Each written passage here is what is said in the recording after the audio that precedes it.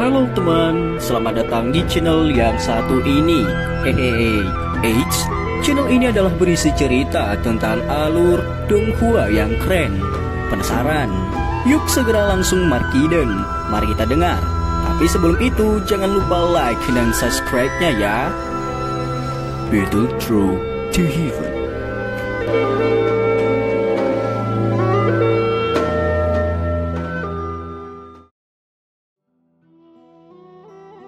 Melanjutkan dari cerita sebelumnya.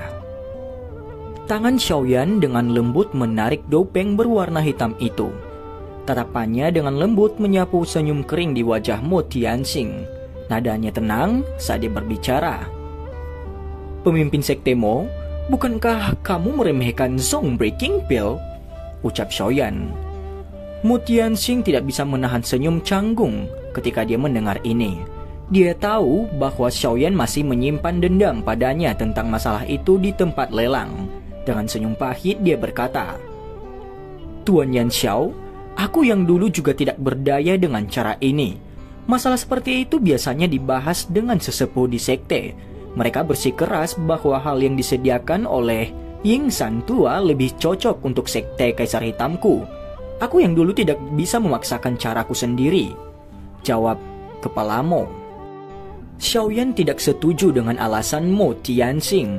Dengan posisi yang terakhir dalam sekte Kaisar Hitam, dia pada dasarnya telah mencapai tahap di mana kata-katanya adalah hukum. Bahkan hak semua sesepuh untuk berbicara tidak bisa dibandingkan dengan miliknya. Oleh karena itu kata-katanya ini tidak memiliki kepercayaan sedikit pun. Tentu saja, terlepas dari apakah Xiaoyan mempercayai alasannya, tidak ada alasan dia perlu terlibat dengan masalah ini. Secara alami tidak masalah bagi Mo Tianxing untuk tertarik pada Zong Breaking Pill. Dia tidak memiliki keberatan sedikit pun jika yang terakhir bisa mengeluarkan sesuatu yang menarik perhatian Xiaoyan sebagai gantinya. Jangan bilang kalau pemimpin sekte Mo mampu mengeluarkan air liur transformasi tubuh bodhisattva kedua. Xiaoyan sedikit tertawa. Senyum di wajah Mo Tianxing menegang saat dia mendengar kata-kata Xiaoyan. Dia segera dan tanpa daya menjawab, "Apa yang Tuan Yan Xiao katakan? Air liur transformasi tubuh bodhisattva ini adalah satu-satunya di sekte Kaisar Hitamku. Selain itu bagian tunggal ini akan segera menjadi milik Ying San tua. Saat ini saya hanya tertarik pada air liur transformasi tubuh bodhisattva. Adapun hal-hal lainnya," ucap Xiaoyan. "Tuan Yan Xiao, kita bisa mendiskusikannya. Mengapa sekte Kaisar Hitam saya tidak memberi Anda bahan obat saja dan meminta Tuan untuk membantu memperbaiki Zong Breaking Pill yang lain? Terlepas dari berapa banyak yang berhasil Anda perbaiki, tidak apa-apa selama Anda memberikan sekte Kaisar Hitamku. Sisanya akan menjadi milikmu. Apa yang kamu katakan?" Mo Tianxing buru-buru bertanya kepada Xiaoyan. "Lupakan. Saya tidak punya banyak waktu untuk tinggal di sekte Kaisar Hitam, apalagi khusus untuk membantu Anda memperbaiki pil." Nada suara Xiaoyan segera menjadi dingin saat dia mendengar ini. Dia tidak terus berbicara dengan orang yang tidak memiliki integritas ini. Setelah menangkupkan kedua tangannya, dia pergi dengan dokter peri kecil dan Zian.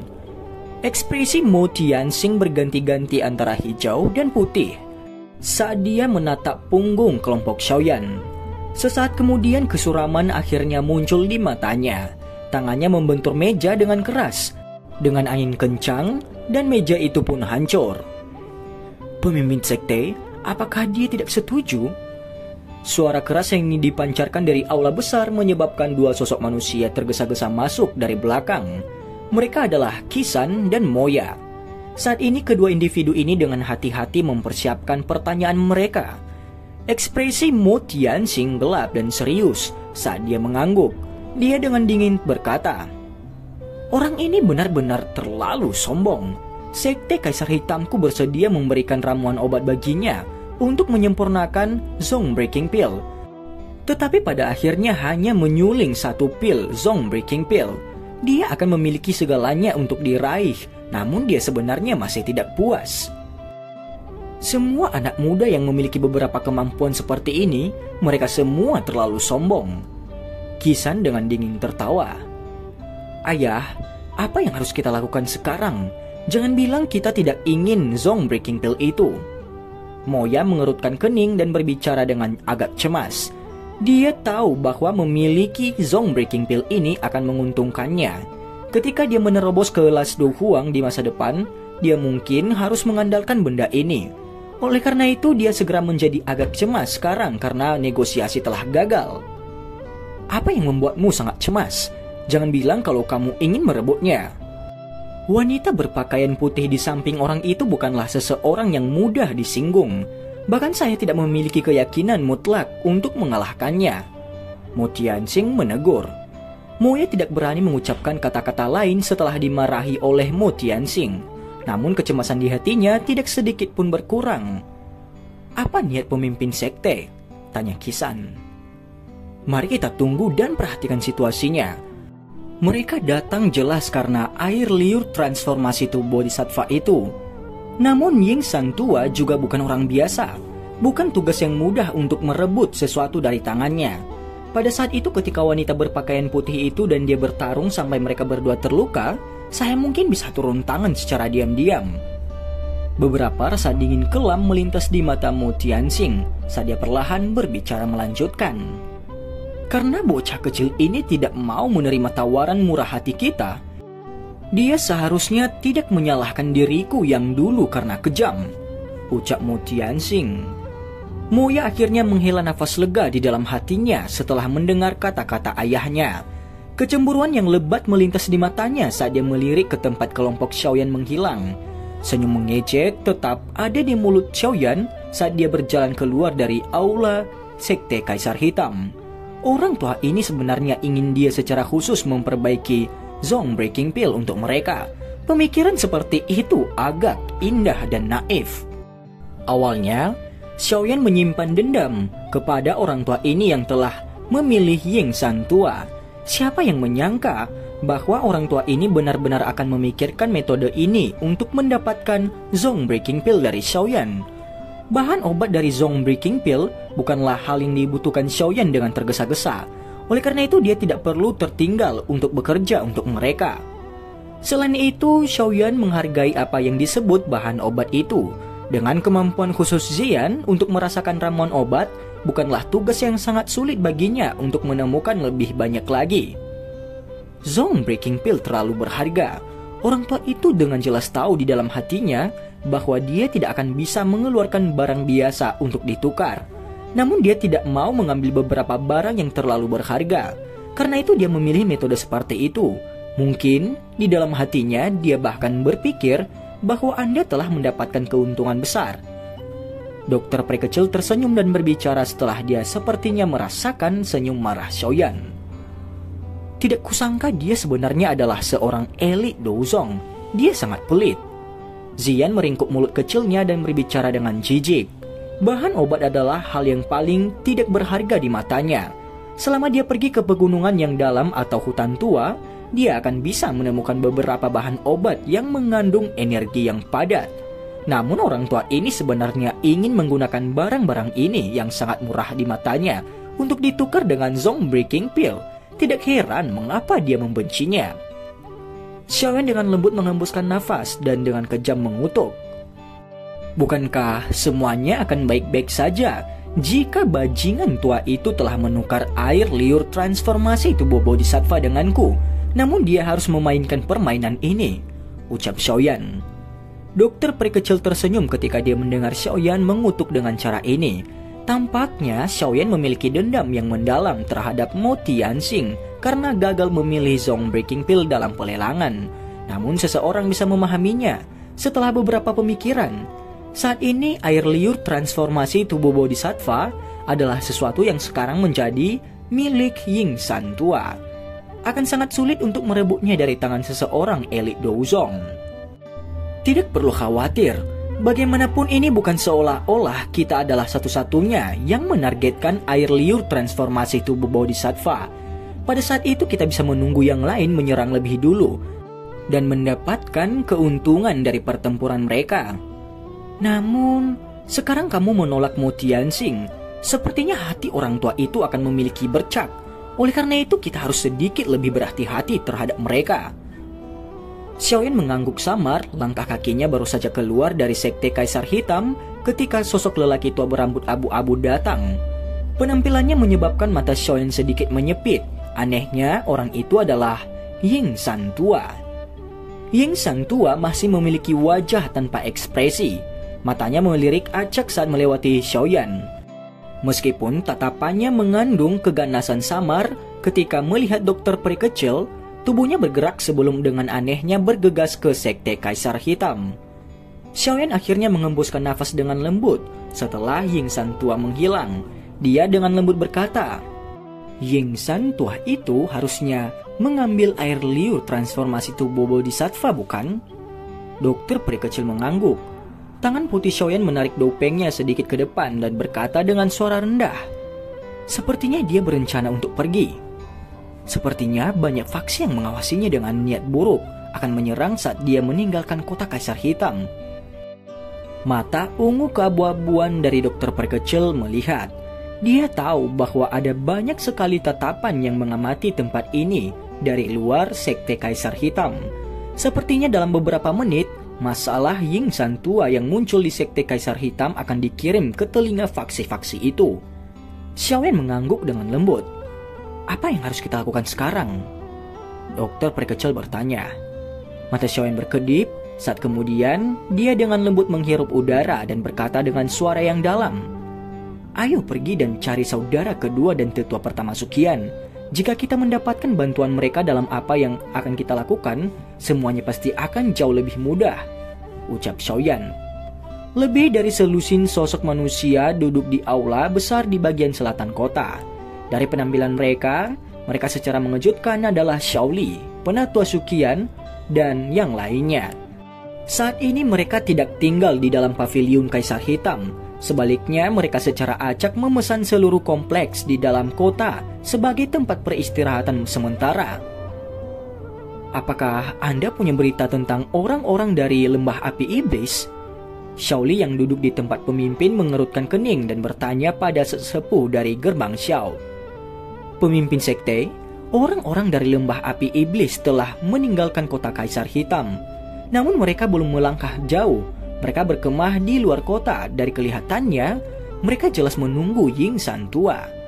Seorang pria tua berjubah abu-abu dengan hormat menjawab, Hei, orang-orang ini memang masih mengarahkan pandangan mereka pada air liur transformasi tubuh bodhisattva. Xiaoli langsung tertawa dingin saat mendengar ini. Dia baru saja akan berbalik ke arah penatua pertama Suqian di sisinya untuk meminta pendapat yang terakhir ketika ekspresi yang terakhir tiba-tiba berubah. Penatua pertama Suqian tiba-tiba bangkit dan dengan tajam berteriak, Siapa itu? Semua orang kaget saat mendengar suara Suqian. Mereka menyaksikan 3 sosok manusia muncul di dekat pintu dengan cara seperti hantu. 2 dari 3 sosok manusia terbungkus jubah hitam. Satu-satunya yang mengungkapkan penampilannya adalah wanita berpakaian putih itu. Ekspresi Xiaoli berubah drastis saat melihat kemunculan tiba-tiba ketiga orang ini. Dia tahu bahwa mereka telah menyinggung ketiga orang ini dalam pelelangan karena teknik Do. Melihat mereka saat ini, sepertinya mereka ada di sini untuk mencari masalah. Para ahli dari gerbang Xiao dan Akademi Jianan di dalam aula besar mulai menunjukkan tanda-tanda kekacauan karena kemunculan ketiga orang ini. Semua sosok mereka bergerak dalam sekejap. Setelah itu, mereka melarikan diri di belakang Suqian. Mereka semua dengan jelas tahu bahwa jika mereka melangkah maju untuk menghadapi seorang elit Douzong, mereka hanya akan mati tanpa sedikit pun berguna. Teman ini, semua orang mengandalkan kemampuannya sendiri di tempat pelelangan. Tampaknya tidak perlu untuk berakhir dengan dendam, bukan? Aku yang dulu adalah tetua pertama dari Akademi Jianan. Karena reputasi saya yang lemah, mohon biarkan masalah ini berlalu. Sebuah kehikmatan melonjak ke wajah penatua pertama Suqian saat dia menengkupkan tangannya dan berbicara dengan suara yang dalam. Bahkan dia tidak berani dengan mudah menyinggung seorang alkemis yang bisa memperbaiki pil obat tingkat 6 kelas atas dan seorang elit Douzong. Orang berjubah hitam itu sepertinya tercengang ketika mendengar kata-kata ini. Dia segera menghela nafas. Mereka tidak bisa tertawa atau menangis. Tangannya menarik dopeng dan perlahan melepaskannya.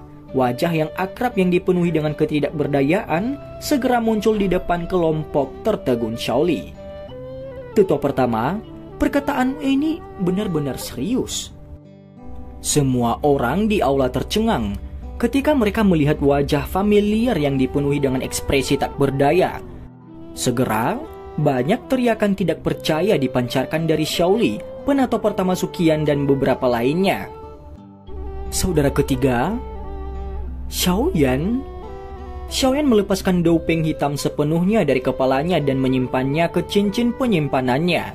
Dia mengangkat bahu ke arah kelompok Shaoli yang wajahnya dipenuhi dengan ketidakpercayaan. Dia tersenyum dan berkata, "Mengapa? Apakah kamu tidak mengenal aku?" Kelompok Shaoli perlahan pulih dari keterkejutan mereka. Setelah mendengar suara yang akrab itu, kemudian dia mendekati Xiaoyan dan berbicara. "Tidak disangka bahwa alkemis tingkat 6 yang misterius itu sebenarnya adalah kamu. Kamu benar-benar membuat kami khawatir," ucap Shaoli. Kehangatan juga melonjak di hati Xiaoyan saat dia melihat Shaoli yang wajahnya dipenuhi dengan kegembiraan. Dia dengan lembut tertawa. "Situasi di kota Kaisar Hitam tidak tepat. Selain itu saya khawatir orang-orang dari lembah api iblis itu akan mengenali saya. Oleh karena itu saya menyembunyikan bentuk dan wajah saya," ucap Xiaoyan. "Hahaha. Kata-kata ini memang benar. Bentuk dirimu telah diteruskan ke setiap orang berpangkat tinggi di lembah api iblis. Jika Anda mengungkapkan diri Anda, mereka pasti akan mengenali Anda," ucap Shaoli sambil tertawa. Tatapan Shaoli tiba-tiba beralih ke dokter perkecil di samping Xiaoyan. Senyum di wajahnya ditarik saat dia bertanya dengan sopan mengingat kekuatan kelas Douzong dari dokter peri kecil. Bahkan Shaoli tidak berani terlalu ceroboh dengan kata-katanya. "Dia adalah teman saya. Kakak kedua bisa memanggilnya dokter peri kecil," ucap Xiaoyan sambil tertawa. "Kakak Shaoli?" Wajah indah dokter peri kecil di sampingnya mengungkapkan senyuman saat dia dengan lembut berbicara kepada Shaoli. "Oh, kamu menyanjungku. Kamu menyanjungku. Nona benar-benar terlalu sopan." Shaoli buru-buru melambaikan tangannya saat dia menjawab. Seluruh tubuhnya bergetar setelah dipanggil oleh dokter peri kecil sebagai kakak laki-laki Shaoli. Ketika mereka berada di paviliun Kaisar Hitam saat itu, dia secara pribadi merasakan niat membunuh yang padat yang telah merasuki tubuhnya. Dia secara alami tahu bahwa meskipun penampilan wanita ini sangat halus dan mengharukan, dia pasti orang yang kejam ketika dia menyerang. Selain itu, ini adalah pertama kalinya dalam hidupnya dia dipanggil dengan sangat sopan oleh seorang elit Douzong. Oleh karena itu, hatinya tampak agak bingung. Xiaoyan juga tercengang dengan sikap dokter peri kecil.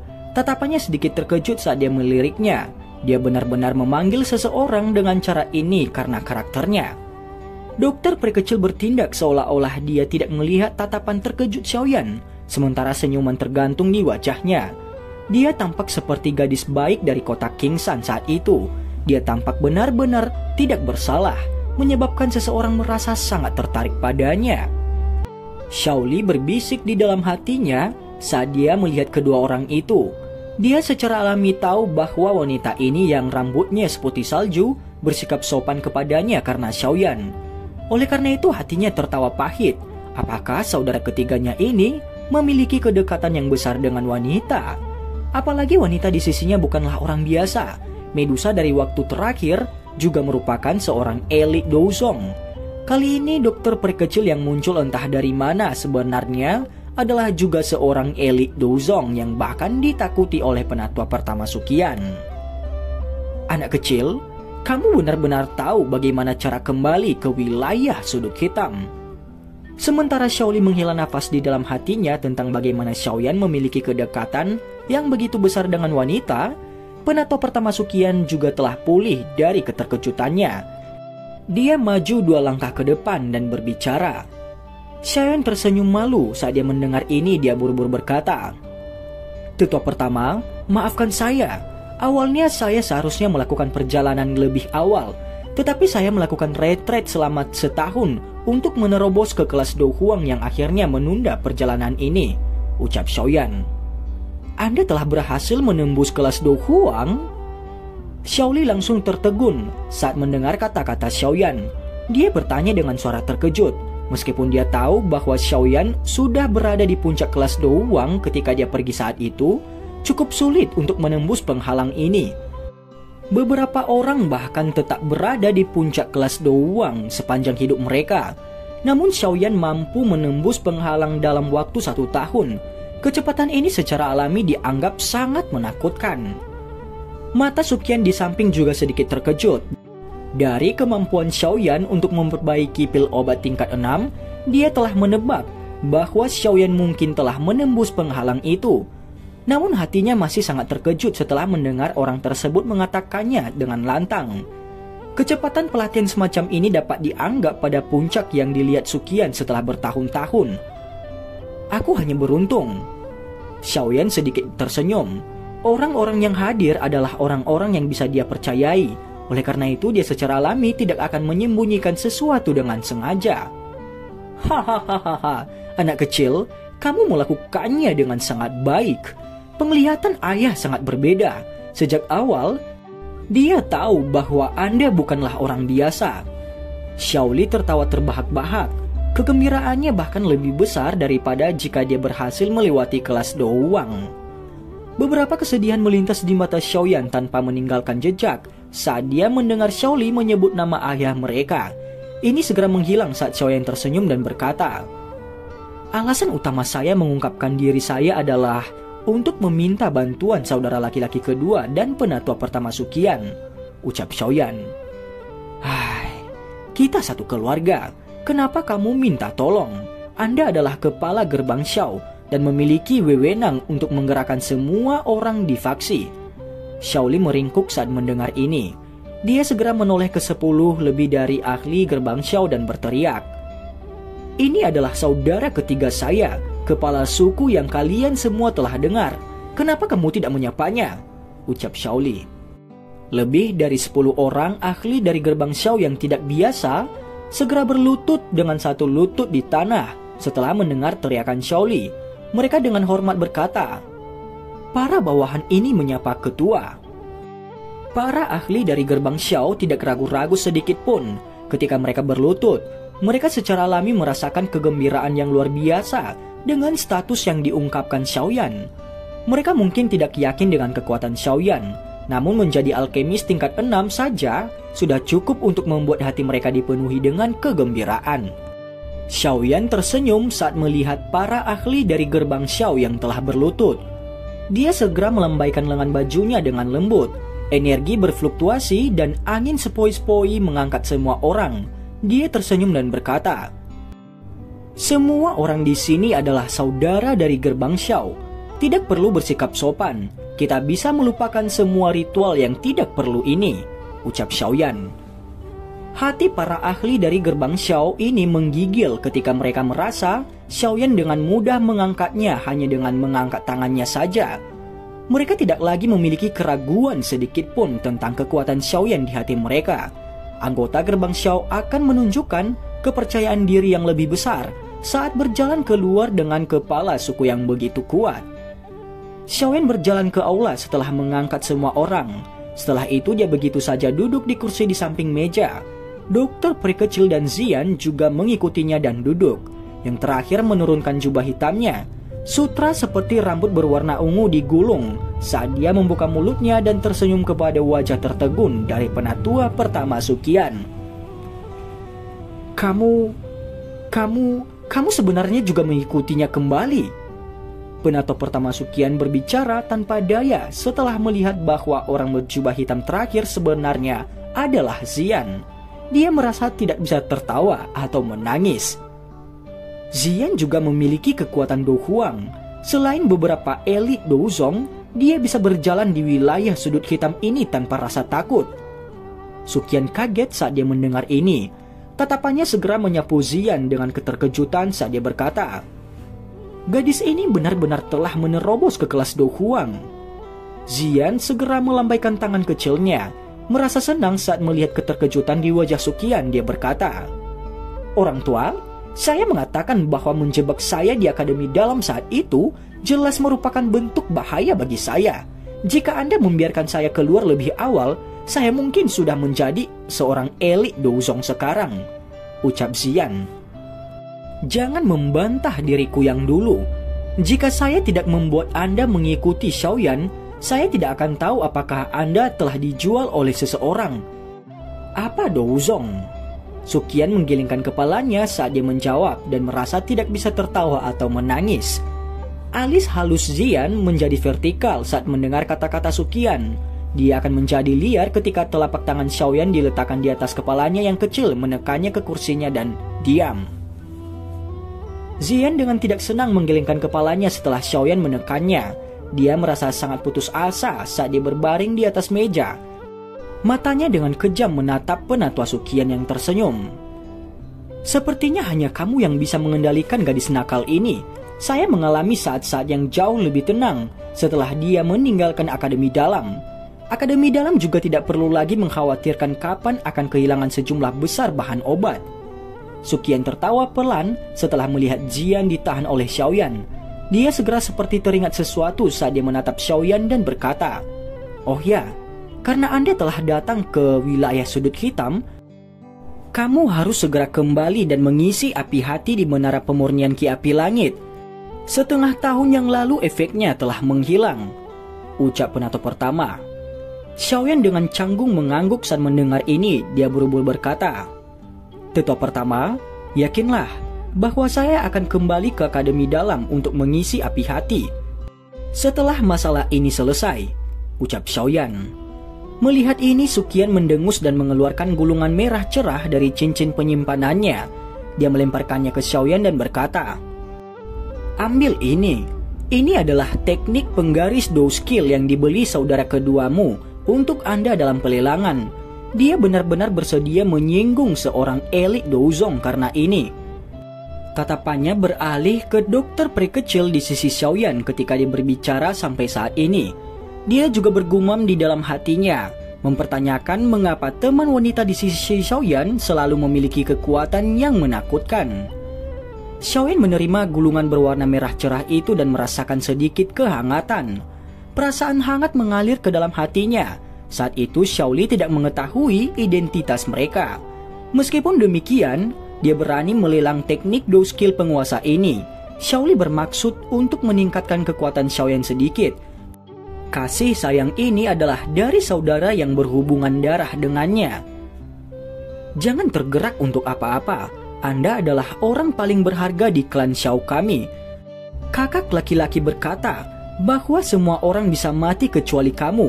Karena itu, Anda harus hidup dengan baik dan cepat menjadi kuat. Ini karena kamu satu-satunya yang memiliki kemampuan untuk menyelamatkan ayah dari Hall of Soul. Xiaoli meringkuk mulutnya saat melihat Xiaoyan menatap golongan itu. Dia tersenyum dan melanjutkan, "Mari kita lanjutkan dengan cepat untuk membicarakan masalah penting. Apa alasan kamu datang dan mencari kami?" ucap Xiaoli. Xiaoyan juga tersenyum saat mendengar ini. Dia dengan lembut mengangguk dan menyimpan gulungan itu ke cincin penyimpanannya. Setelah merenung sejenak, wajahnya secara bertahap berubah serius saat tatapannya menyapu Xiaoli dan Sukian. Dia berkata dengan suara yang dalam dan lembut, "Saya ingin mendapatkan air liur transformasi tubuh Bodhisattva," ucap Xiaoyan. Dan cerita pun bersambung. Terima kasih telah mendengarkan Mimin sampai akhir ya. Dan jangan lupa nantikan cerita selanjutnya.